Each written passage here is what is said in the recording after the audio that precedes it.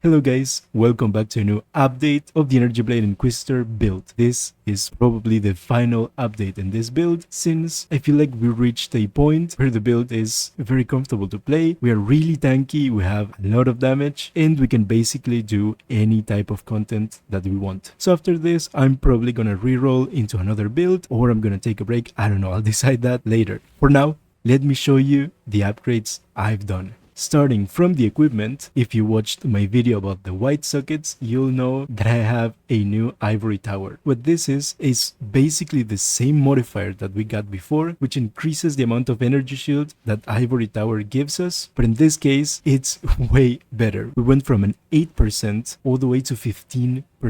You achieve this by spamming tailoring orbs in the same way that we did at the beginning of the league, but this one is way more complicated to get, so you're gonna have to spend a decent amount of money if you want to secure this enchantment. I spent around 40 to 60 div, but as always with RNG, you might get it on the first one, or you might spend a whole mirror trying to get this. So if you have enough money to do it, it's a nice upgrade since it gives you a decent amount of energy shield. It gave me around 1 point something k, which also means that you get a bit of damage as well. Now, for one of the most juicy upgrades that we got, an Eyes of the Great Wolf talisman. This amulet basically rolls different types of modifiers, but the number that they roll is double. So what we're looking for is increased attributes and another modifier of your choice. You can get, for example, increased life, or you can get increased defenses, but if you prefer damage, like in my case, I went for global critical strike multiplier. As you know, we are a crit build, so multiplier is really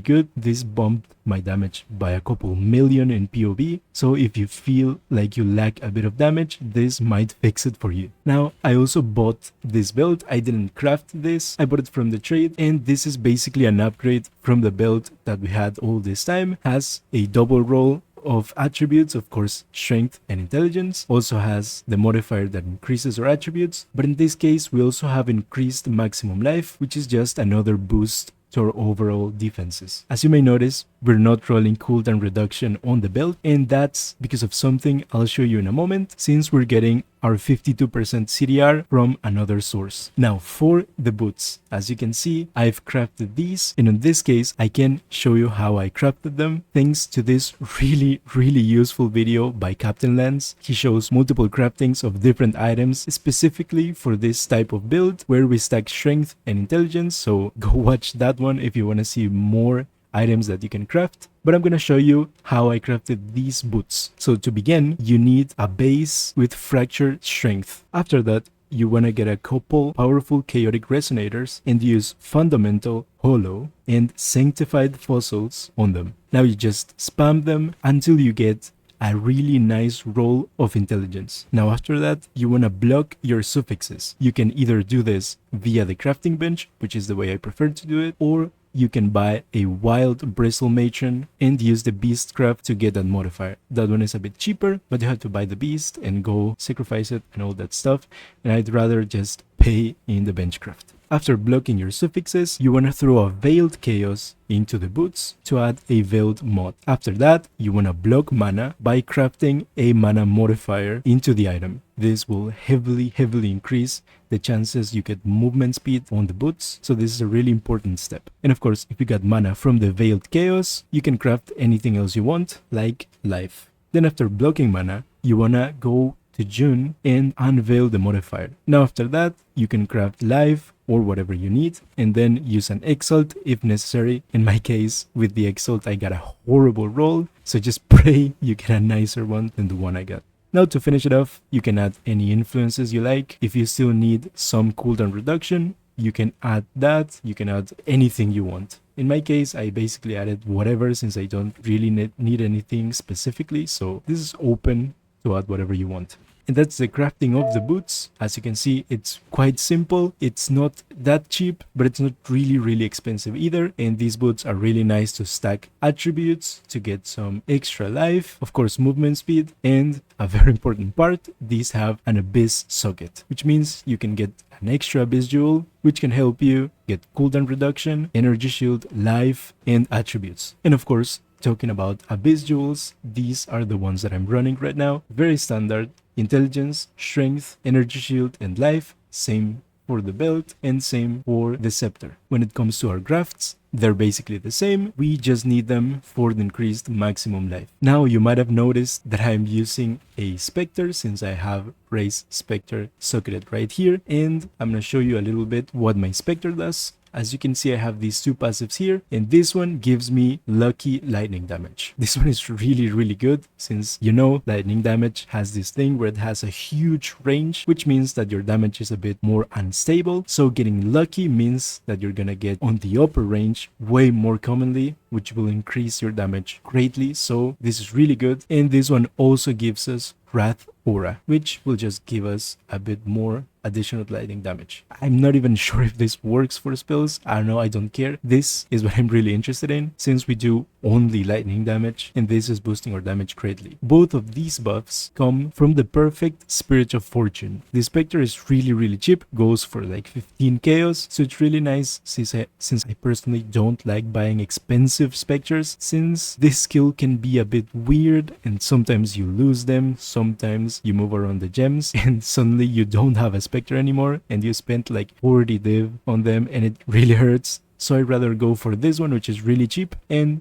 gives us this buff right here. And as you can see, I only have one Spectre, and the reason why is because of this. I swapped to this Bloodline Ascendancy, which limits my Spectres to 1. But in exchange, makes it so my Spectres have this aura which gives me 20% increased attack speed and 20% movement speed, which is just a really nice buff to have. But feel free to change this Ascendancy if you want to have two Spectres. For example, if you want to actually spend money on the Spectres, you could run this one, the Fortune Spirit, and also a perfect Forest Tiger for haste. That one goes for like 60 div at this point, so it's going to be really expensive. But of course, that would give you way more attack speed and movement speed than this Ascendancy alone, so you can either swap back to this one for extra attack speed, or of course you can go for this one for extra tankiness and damage. Right now I'm deciding to go for this since it's just statistically nice and I don't really mind having only one Spectre. Now, when it comes to the tree, there have been a couple changes starting from this. As you can see, I dropped this whole cluster right here and I anointed this notable here, since of course it's 8% increased intelligence, which we really need in our build. So I dropped these nodes, but I anointed this. This freed up 6 passive points plus some passives that I dropped from here, and this allows us to have another cluster right here.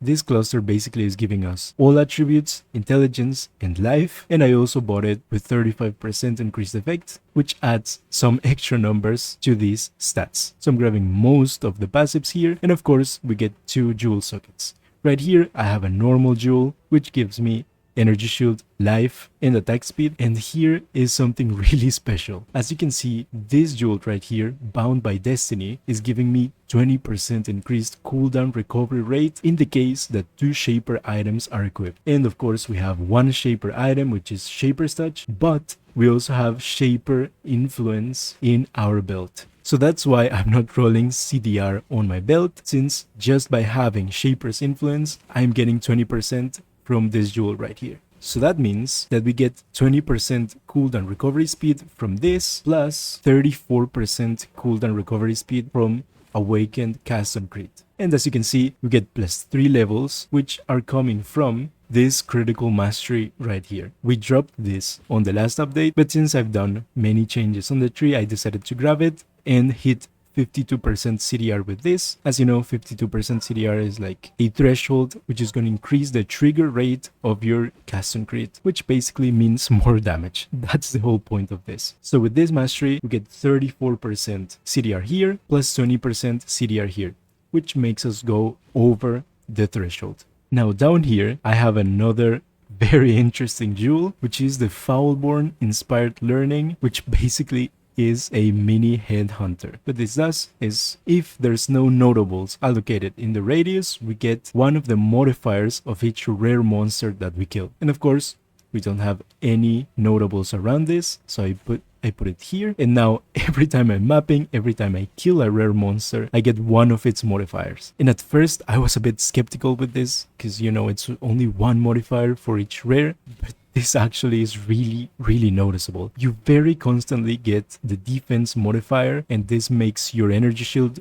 jump all the way to, in my case, 28,000, which is crazy to have. You also get a bunch of attack speed, a bunch of movement speed, a bunch of everything basically.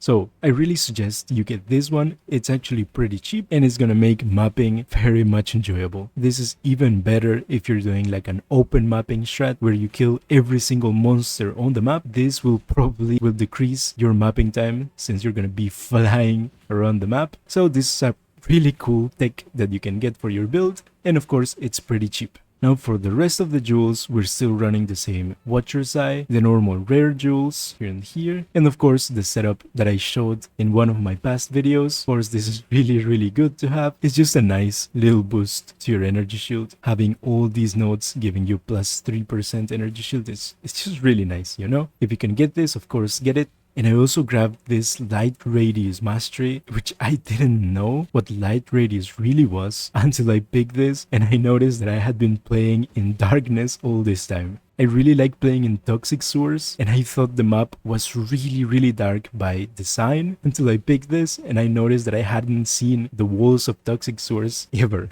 So I actually reserved one of my points for this since it's just a really nice quality of life to have, and I've been playing with a low life build for so long that I didn't notice how important light radius is for just seeing stuff. So if you're playing the same build, of course, try this out. You might actually like it since you're gonna be able to see more things instead of just watching a black screen with a bunch of dots in it. But yeah, it's gonna take a point out of the passive tree, so it's okay if you don't want to take this one. Also, if you notice that I'm running kind of a different setup right here. Basically at this point the build has so much damage and it feels so nice to play that I'm just trying around stuff. I have a dual spell setup with Ice Spear of Splitting and Crackling Lance of Disintegration. If you haven't tried this gem, you should try it out. It's really nice to see the big rays of electricity just shooting from your character. It feels really good, and it also deals a really nice amount of damage, especially to single targets since it applies an increased shock to them. So once you actually shock them, you see their life just completely disappearing. So if you haven't tried this, I recommend you try it. You might like it. And I'm running it together with Ice Spear of Splitting to help with the clear since this one doesn't feel that good to clear. So I'm running this dual setup. But of course, you can run whatever you like. This build is a skeleton after all. You can run basically any spell in the game and it's gonna work. So this is just a personal preference. For the flasks, we have the same thing. Of course, the coruscating flask, a bismuth flask to help with resistances, and a quicksilver to be faster at mapping. And that's basically it for the upgrades. At this point it's kind of difficult to get many upgrades in one single go since everything is really expensive at this point. And as I said, this is probably the last update on this build since I kind of want to reroll into something else, so I might be doing that from now on. I'm gonna have this build just to farm in case I need some extra money, and this build is really good for that. So thank you so much if you've been here from the start of the league and you've been on this journey together with me. Maybe you're building the same thing. It's been a really nice experience improving this character. This is the furthest I've gotten with this build and the most I've spent on this one. So thank you so much for watching this video and all the other videos before this one, and I'll probably be uploading more stuff regarding any other build that I try or any other stuff that I decide to do. Of course, PoE 2 League is really close. We have the announcement on the 4th of December and the release on the 12th. So I'm also going to be playing PoE very soon to try out a league start and all that stuff, and then we're gonna do maybe some reviews of the new patch notes and stuff like that, so stay tuned. And of course, if you like this video, make sure to subscribe, leave a like, a comment, and all that stuff. Thank you so much for watching, and I'll see you on the next one. Bye bye.